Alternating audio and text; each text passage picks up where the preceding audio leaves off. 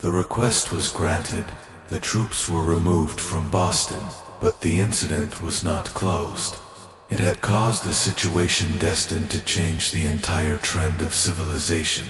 Strange, is it not, how the great changes, such as the American Revolution and the World War, often have their beginnings in circumstances which seem unimportant. It is interesting, also, to observe that these important changes usually begin in the form of a definite decision, in the minds of a relatively small number of people. Few of us know the history of our country well enough to realize that John Hancock, Samuel Adams, and Richard Henry Lee of the province of Virginia were the real fathers of our country. Richard Henry Lee became an important factor in this story by reason of the fact that he and Samuel Adams communicated frequently by correspondence, sharing freely their fears and their hopes concerning the welfare of the people of their provinces.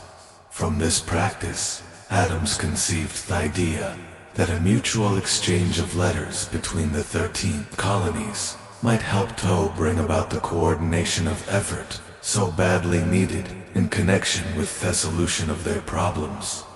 2 years after the clash with the soldiers in Boston, March 72, Adams presented this idea to the Assembly in the form of a motion that a correspondence committee be established among the colonies, with definitely appointed correspondents in each colony for the purpose of friendly cooperation for the betterment of the colonies of British America.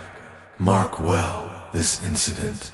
It was the beginning of the organization of far-flung power, destined to give freedom to you and to me. The mastermind had already been organized. It consisted of Adams, Lee, and Hancock. I tell you further, that if two of you agree upon the earth concerning anything for which you ask, it will come to you from my Father, who is in heaven. The Committee of Correspondence was organized.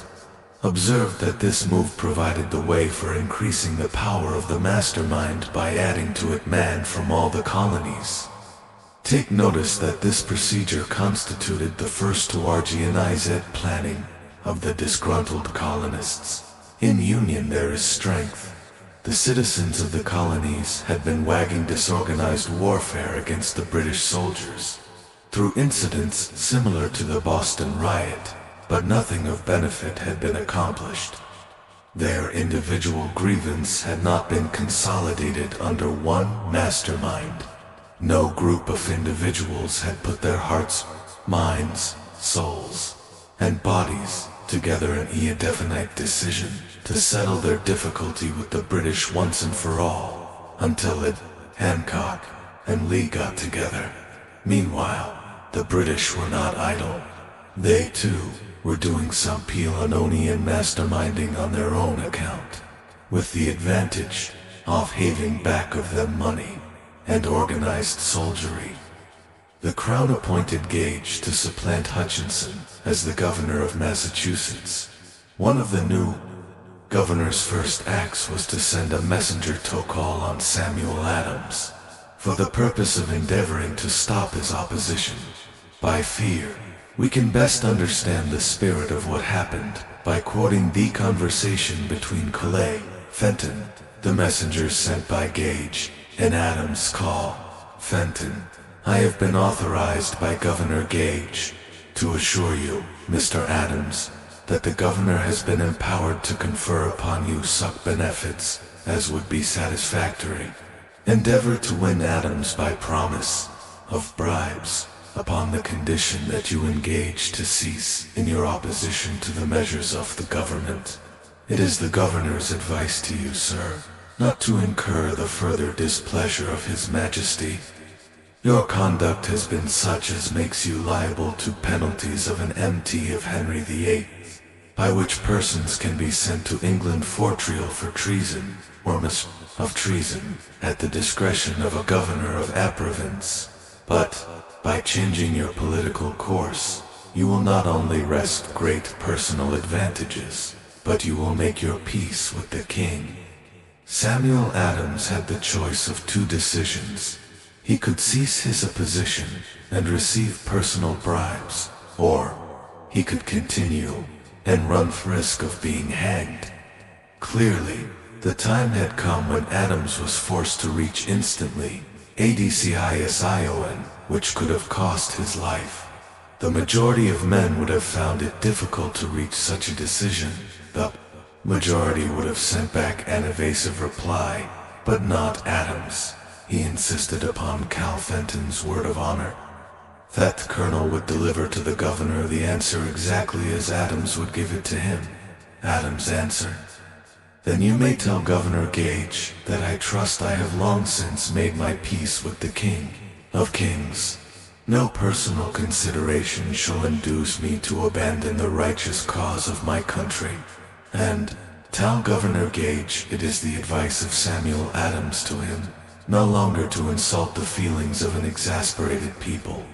Comment as to the character of this man seems unnecessary. It must be obvious to all who read this astounding message that its sender possessed loyalty of the highest order. This is important. Racketeers and dishonest politicians have prostituted the honor for which such men as Adams died."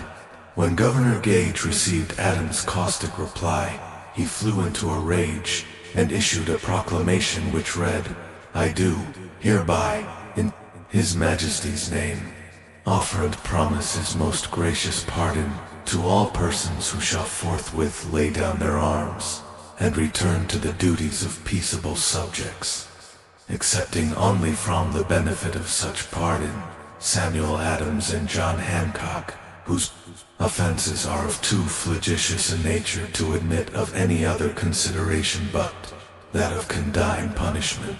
As one might say, in modern slang, Adams and Hancock were on the spot. The threat of the irate governor forced the two men to reach another decision, equally as dangerous. They hurriedly called a secret meeting of their staunchest followers. Here the mastermind began to take on momentum.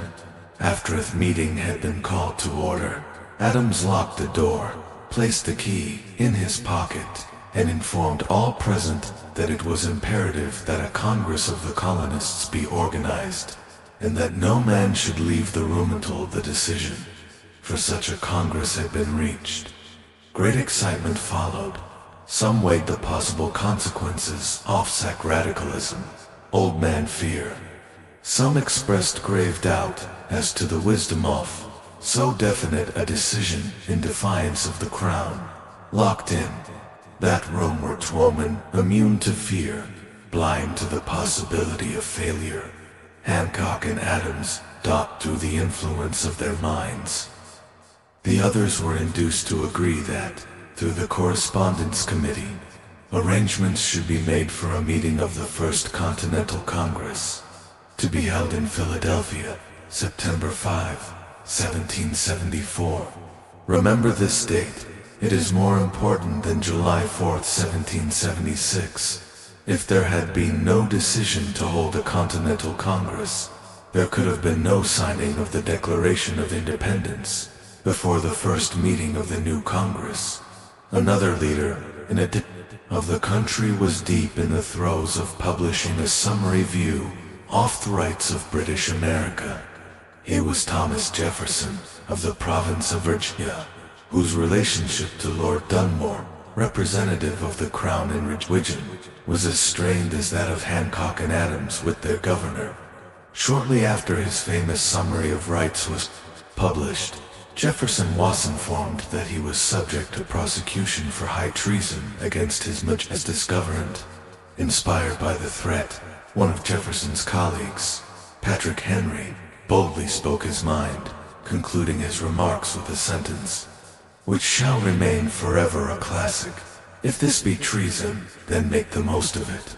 It was such men as these who, without power, without authority, without military strength, without money, sat in solemn consideration of the destiny of the colonies, beginning at the opening of the First Continental Congress, and continuing at intervals for 2 years, until on June 7, 1776, Richard Henry Leros addressed the chair, and to the startled assembly made this motion: "Gentlemen, I make the motion that these united colonies are, and outright ought to be free and independent states, that they be absolved from allegiance to the British Crown, and that all political connection between them and the state of Great Britain is, and ought to be totally dissolved."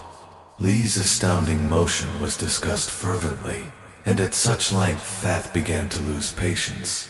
Finally, after days of argument, he again took the floor and declared, in a clear, firm voice, "Mr. President, we have discussed this issue 4 days.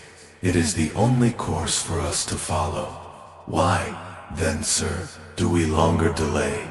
Why still deliberate? Let this happy day give birth to an American republic. Let there arise, not to devastate and to conquer, but to re-establish the reign of peace and of law. The eyes of Europe are fixed upon us. She demands of us a living example of freedom that may exhibit a contrast in the felicity of the citizen, tough, ever-increasing tyranny." Before his motion was finally voted upon, Lee was called back to Virginia because of serious family illness. But before leaving, he placed his cause in the hands of his friend, Thomas Jefferson, who promised to fight until favorably action was taken. Shortly thereafter, the President of the Congress, Hancock, appointed Jefferson as chairman of a committee to draw up a Declaration of Independence. Long and hard, the committee labored on a document which would mean, when accepted by the Congress, that every man who signed it would be signing his own death warrant, should the colonies lose aim the fight with Great Britain, which was sure to follow. The document was drawn, and on June 28, the original draft was read before the Congress. For several days it was discussed, altered, and made ready.